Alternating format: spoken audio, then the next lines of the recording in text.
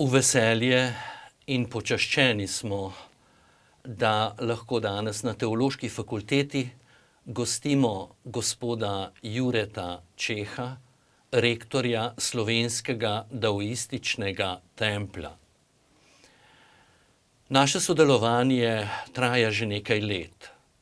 Danes pa smo ga nadgradili s podpisom pisma o nameri oziroma podpisom sporazuma, v katerem se tako Teološka fakulteta, kakor Slovenski daoistični tempelj obvezuje, da bomo skupaj pripravili nekaj dejavnosti oziroma na akademski ravni predstavili daoistično religijo oziroma tudi njihove aktivnosti v Sloveniji.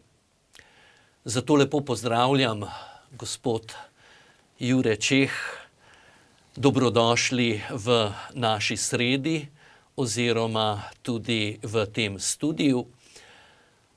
Postavil bi vam nekaj vprašanj in bi prosil, da na kratko odgovorite oziroma predstavite. Najprej morda daoistični verski nauk. Kaj daoisti verujete oziroma kaj je vaše vodilo življenja? Hvala za vprašanje. Če izhajamo iz utemeljitelja daoizma Lao Tzeja, ki v svoji knjigi Dao De Jing v prvem verzu začne z Dao ke Dao, Fei Cheng Dao, Ming ke Ming, Fei Cheng Ming, kar pomeni Dao, ki ga lahko izrečemo, ni pravi Dao. Ime, ki ga lahko poimenujemo, ni pravo ime. Torej, daoizem je sam po sebi od svojega začetka izjemno abstrakten nauk o, kako bi rekel, tistem, kar je predmanifestativno, transcendentno in kar v bistvu je predpogoj za vso manifestativno tu navzoče, ne, v svojem cikličnem zaporedju, ne, v svojem cikličnem trajanju iz prenavzočega v navzoče. Zanimivo, daoizem ne pozna ponavzočega, ampak se vrača nazaj v prenavzoče in ta krog traja. V sklopu tega je verski nauk iskal osnovne principe udejanjanja. Ko govorimo o knjigi Dao De Jing, se pogosto prevaja kot Dao ali pot in vrlina. Vrlina ni ustrezen prevod, namreč D predstavlja udejanjanje tega transcendentnega v manifestativnem svetu, ne. In iskanje ravnovesja v našem bivanju, tu zemskem, v družbenem smislu, v socialnem smislu, v smislu soobstoja z naravo, to so temeljni napotki daoizma kot takšnega. Znotraj tega je pa vključena tudi temeljna umiritev človeškega duha, zelo specifična za njih, namreč oni uporabljajo besedico šin, kar se velikokrat prevaja srce, ali samo srce ali Mi smo temu terminu dali, smo ga poimenovali srčna zavest in daoizem kot takšen išče umiritev te srčne zavesti pri človeku. Koliko Slovencev hodi po tej poti daoizma? Torej, če vzamemo naš historiat, ustanovili smo se 2018 z 10 ustanovnimi člani, ki so resnično želeli, da se institucionalno organiziramo, K temu do danes nas je nekje 15-20 članov in potem nekaj simpatizerjev. Če izhajamo iz same daoistične prakse, se pravi liturgije, obredja, glasbene prakse in podobnih stvari, ki so vključene notri, je problem v temu, da še niti sami nismo na nivoju, da bi lahko neko tako osnovno liturgijo vodili na pravi način. Zato se v tem trenutku predvsem izobražujemo s pomočjo naših se pravi sodelavcev in pa s komer smo pač povezani na Kitajskem in upamo, da postopoma bo tudi zanimanje vse večje. Vi osebno pogosto potujete na Kitajsko v daoistične templje oziroma k daoistom, kjer se izobražujete, kjer na nek način poglabljate tudi svoje znanje o daoizmu? Ja, od 2018, ko smo ustanovili slovenski daoistični tempelj, je bilo teh dejavnosti vezanih zgolj na vero, daoistično vero malo, ne. Takrat sva bolj ali manj še obiskovala Kitajsko za 1 mesec in pol vsako leto v smislu učenja borilnih veščin, učenja energetskih vaj in ostalih kitajskih kulturnih tradicij.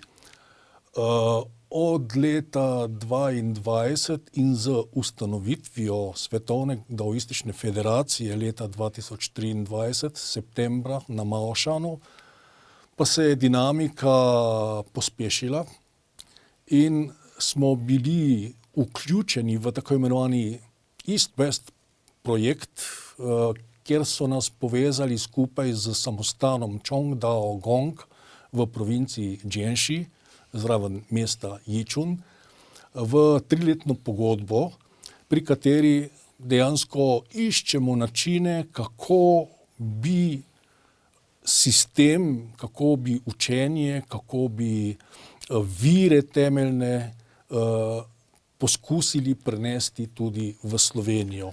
Lahko rečemo, da so tam vaši mentorji.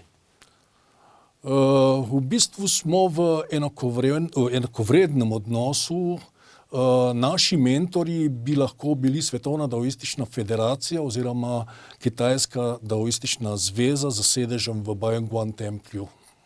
In oni so pred 2 leti prišli tudi v Slovenijo, ko smo bili povabljeni tudi k posvetitvi daoističnega templja v Kopru. Tako je. Torej, pred 2 leti je bil ta njihov kitajski prvi obisk te delegacije iz samostana Čongdao, bili so tudi drugi člani v tej delegaciji. In uspelo nam je v bistvu predstaviti Slovenijo in uspelo nam je tudi prvič preko Teološke fakultete Univerze v Ljubljani predstaviti daoizem na 2 predavanjih. Prva je bila na Teološki fakulteti, druga je bila pa v domu svetega Jakoba v Celju. Jožefa, se opravičujem, v Celju, kjer je bil mednarodni simpozij, ne. Poleg tega pa, ker sodelujemo tudi z Univerzo na Primorskem, je bilo eno izmed teh predavanj ponujeno tudi primorskemu prostoru. Ta tempelj v Kopru je sedaj aktiven. Kolikokrat, kako pogosto se verniki, daoisti iz Slovenije srečujete oziroma opravljate bogoslužje v njem? Bogoslužje je drugačno, kakršno ga poznamo iz katoliškega bogoslužja. Če v osnovi gledamo daoizem, se je zgodovinsko razločil v 2 glavni veji. Ena je Zhenyi, starejša veja, in ena je Quanzhen, mlajša veja. Ta mlajša veja se je v bistvu organizirala tempeljsko, to je približno tako kot pri nas samostani, se pravi z svojim strogim redom, z celibatom, z vegetarijansko ali celo vegansko prehrano. Medtem ko Zhenji linija, Zhenji daoizem je pa praktično skoraj da neopazen. Ne? Ker v bistvu so to ljudje, ki so skriti med vsakodnevnimi ljudmi, opravljajo vsakodnevne delo, se lahko poročajo, imajo družine. Do tega je prišlo tudi zaradi zgodovinskih okoliščin, ker je dostikrat so bile ne samo daoizem, tudi budizem in tudi druge religiozne oblike pod določenimi dinastijami preganjane, zato so se v bistvu na nek način skrili, ne, in niso bili institucionalno opazni. Ne. Iz tega sledi, da vsakdo, ki sledi daoizmu in ki sledi naukom daoizma, ima doma oltar, pred katerim izvaja pač svoje osebno obredje, vsakodnevno molitev pred obroki in podobno. Na drugi strani Quanzhen linija pa je razvila velike samostanske palače, komplekse, kjer pa to teče. V Sloveniji se trudimo v tem času, da ustvarimo vse pogoje za to, da bo lahko tudi pri nas tekla enakovredna liturgija, kakršna je v Quanzhen liniji. In zdaj lahko rečemo, da se kolikokrat na leto srečate oziroma pridete skupaj za takšno liturgijo? Trenutno poskušamo to narediti vsaj 5-krat na leto ob večjih praznikih, posvečenih Dao De Tian Cunu, posvečenih Lingbao Tian Cunu, posvečenih Xuanwuju. Ne, in takrat v bistvu se dobimo skupaj in poskušamo korak po koraku izboljšati tudi liturgični del. Ja. S seboj ste prinesli tudi nekaj knjig, ki nam jih lahko predstavite? Seveda, z veseljem. Torej, mogoče je prva vredna predstavitve, kakor vemo, je po Bibliji ali po Svetem pismu Dao De Jing druga največkrat prevajana knjiga v svetovne jezike. Zaradi množice teh prevodov se je po ustanovitvi Svetovne daoistične federacije ustanovila tudi akademski kolegij, ki je poskrbel za to, da so se lotili tako imenovanega imprimatur ali standardne verzije Dao De Jinga, ki je to, kar je izšlo lansko leto. Bili smo opozorjeni, da bo to v nadaljevanju dopolnjeno še z komentarji. Tako da projekt sam še ni popolnoma zaključen. Druga literatura zanimiva je torej, daoizem se je razvijal, če bi sledili samim pismenkam, ki so osnove recimo Dao De Jinga, ne, to sta Dao in D, ne, kot smo rekli, v bistvu Dao kot Dao, težko prevedljiv, in pa D kot učinkovanje nečesa. Jih lahko sledimo v 11. do 8. stoletje pred našim štetjem v dinastijo Zhou, kjer so bile že zapisane na bronastih zvonovih in podobno. Počasen prehod iz tega v bistvu je prihajal do 5. stoletja pred našim štetjem, ko imamo utemeljitelje daoizma, kateri veljajo Laozi, Zhuangzi, Liezi in podobni. V istem času je Konfucij ali Kongzi po kitajsko spisal knjigo Shujing, ki je zbrala vse najdene vire, pisne ali zapisane na želvjenih oklepih in tako dalje. Vse te dokumente je zbral v to knjigo iz dinastij Xia, Zhou in Shang. In tu so recimo ti prvi viri, ki so se začeli nalagati, in daoizem je skozi vse veje, ki so se razvile iz osnovnih vej, ki so kasneje tudi izginile in so ostali te dve, ki sem jih omenil, zbiral te rokopise, ta sveta besedila, napotke v eno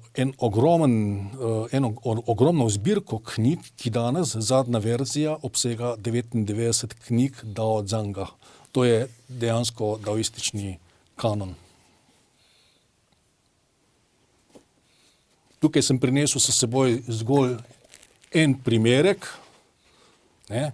Je pa dejansko to kot nekakšna hramba celotne zapisane zgodovine različnih daoističnih smeri. Kakšen je na Kitajskem odnos med daoisti in pripadniki konfucionizma? Moram priznati, da se v to nisem poglabljal, ker sem pretežno obiskoval daoistično sredino in nisem imel možnosti v bistvu biti soočen v njihovem medsebojnem pogovoru o različnosti naukov. Iz zgodovine pa vemo, da se je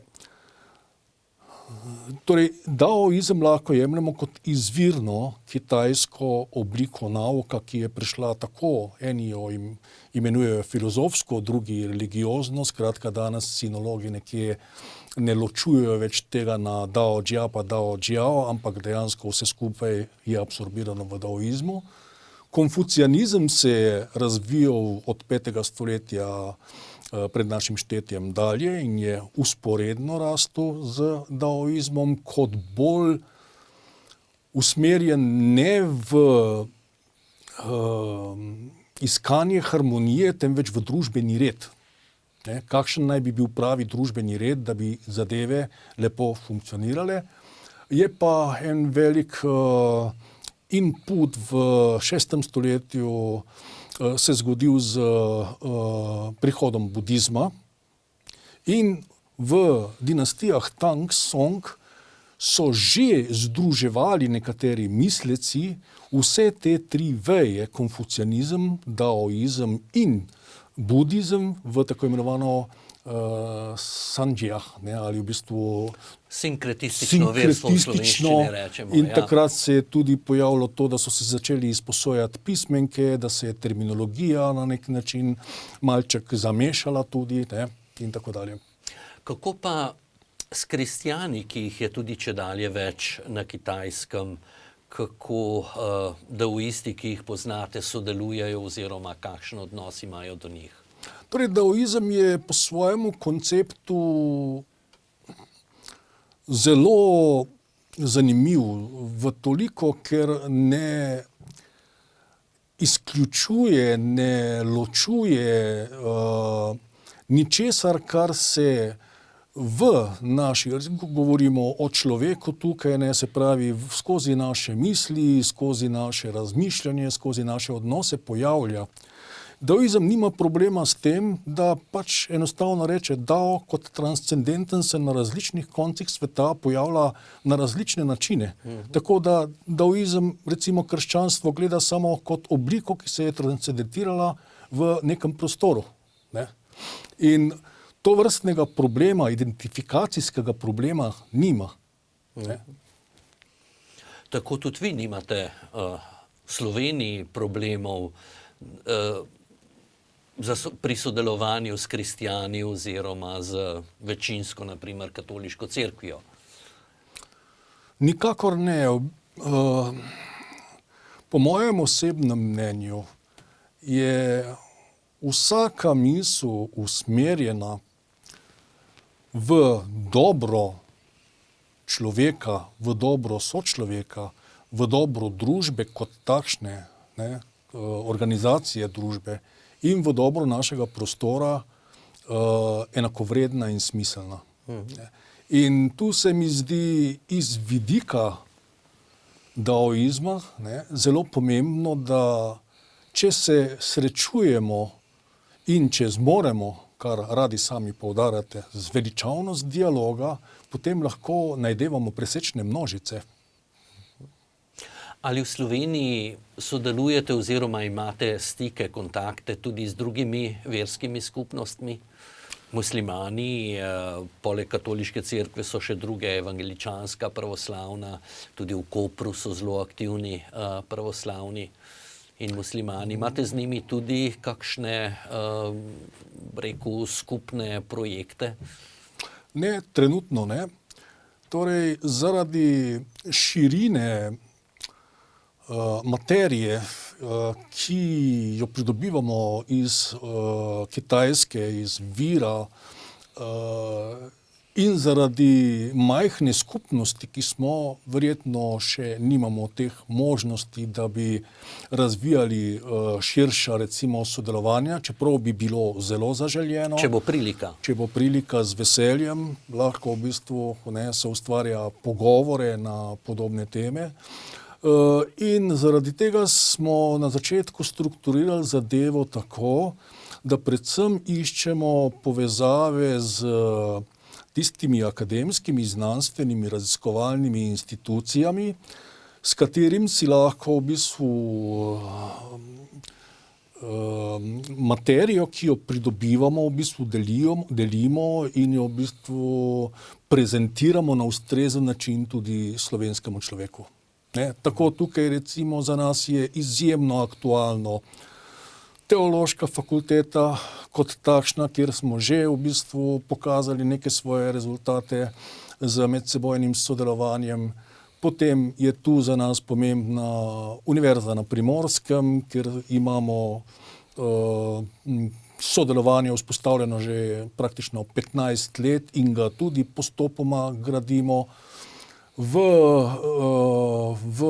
smislu zahtevnega dela, ki ga trenutno izvajamo, se pravi prevod Činjinjinga, temeljnega liturgičnega besedila, pa je za nas tudi zelo zaželjeno sodelovanje z Univerzo v Ljubljani, z oddelkom za sinologijo in pa z oddelkom za muzikologijo.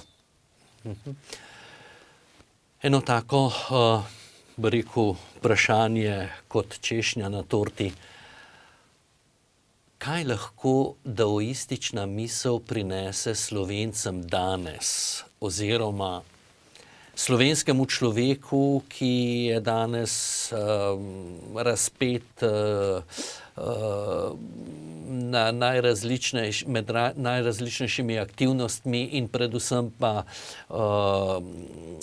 ki ima malo časa in ki gleda na to, kako bi svoje življenje naredil kvalitetnejše.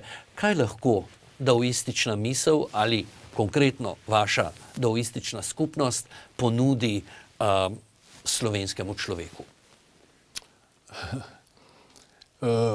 Hvala za vprašanje, zelo zanimivo vprašanje. Torej, jaz bi prvo to postavil v širši okvir, se pravi slovenskega človeka bi postavil v okvir nekega zahodnega družbenega sistema, ki je temeljito oblikuje tudi naš način življenja. Iz tega vidika je pod prvo stvar posameznika. Ni to stvar nekega nauka, ki se lahko ponuja na tak ali na drugačen način, ampak stvar posameznika, da prepozna vrednost v nekih naukih.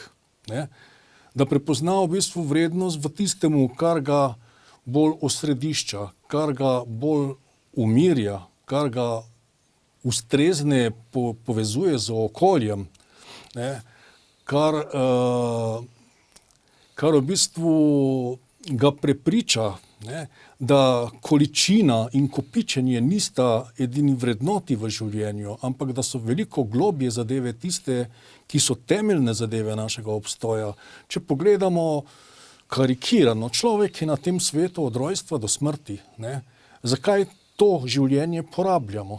Daoizem ponuja nauk, na podlagi katerega lahko dojamemo. Ponuja nauk ne v obliki, da bi določal, tako delaj in bo boljše, ampak ponujemo v obliki sugestije, da mu razkazuje možnosti na eni strani jasnine, na drugi strani motnosti. Na eni strani gibanja, aktivnosti, pretirane lahko včasih, na drugi strani spokojnosti.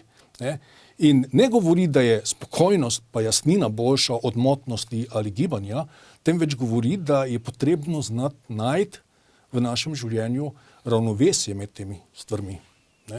In drugo zadevo, ki jo poudarja, nevezanost. vsesmerno nevezanost, se pravi nevezanost niti na predvidevanja, želje, hlepenja in tako dalje, ampak sprejemati stvari po naravi stvari, se pravi temu reče oni zran, ne, ali vuvej tudi, ne, delovati v skladu s tokom narave. In to je, mislim, ena taka v sedanjem zahodnem svetu precej pomembno izhodišče za stabilizacijo človeka. Gospod Jure Čeh, hvala za vaš obisk na Teološki fakulteti, hvala za vašo pobudo za podpis sporazuma, ki smo ga danes podpisali. Hvala za pogovor tukaj v studiu in Bog naj blagoslavlja vaša prizadevanja, vašo pot in Bog daj, da bi ostali v dobrih odnosih še naprej. Hvala lepa.